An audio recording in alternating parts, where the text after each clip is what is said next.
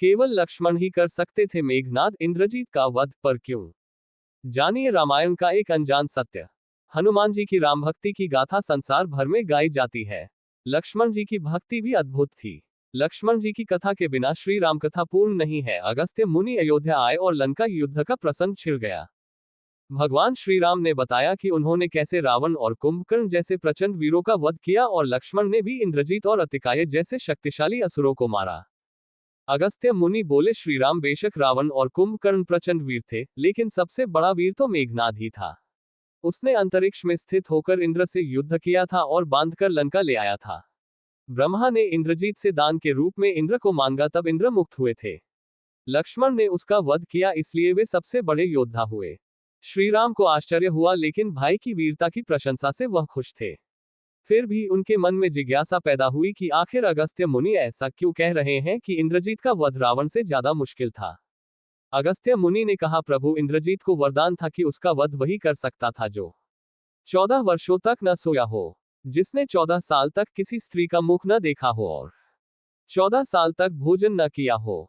श्रीराम बोले, परंतु मैं वनवास काल में 14 वर्षों तक नियमित रूप से लक्ष्मण के हिस्से का फल फूल देता रहा। मैं सीता के साथ एक कुटी में रहता था, बगल की कुटी में लक्ष्मण थे, फिर सीता का मुख भी न देखा हो और 14 वर्षों तक सोए न हो, ऐसा कैसे संभव है? अगस्त्य मुनि सारी बात समझकर मुस्कुराए। प्रभु से कुछ छुपा है भला? दरअसल सभी लोग सिर्फ श्रीराम का गुणगान करते थे, लेकिन प्रभु चाहते थे कि लक्ष्मण के तप और वीरता की चर्चा भी अयोध्या के घर घर में हो। अगस्त्य मुनि ने कहा, क्यों न लक्ष्मण जी से पूछा जाए। लक्ष्मण जी आए। प्रभु ने कहा कि आपसे जो पूछा जाए उससे सच सच कहिएगा। प्रभु ने पूछा, हम तीनों 14 वर्षों तक साथ रहे, फिर तुमने सीता का मुख कैसे नहीं देखा?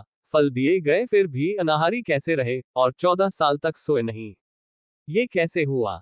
लक्ष्मण जी ने बताया, भैया, जब हम भाभी को तलाशते ऋषिमुख पर्वत गए तो सुग्रीव ने हमें उनके आभूषण दिखाकर पहचानने को कहा।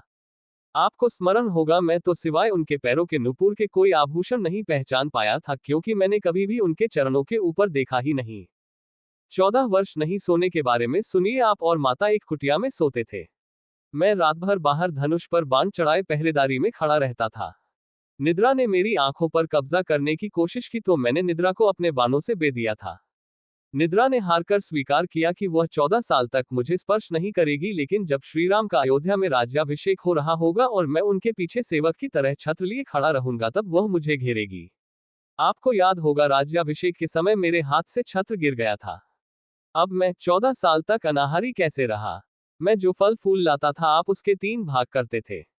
एक भाग देकर आप मुझसे कहते थे, लक्ष्मण फल रख लो। आपने कभी फल खाने को नहीं कहा, फिर बिना आपकी आज्ञा के मैं उसे खाता कैसे?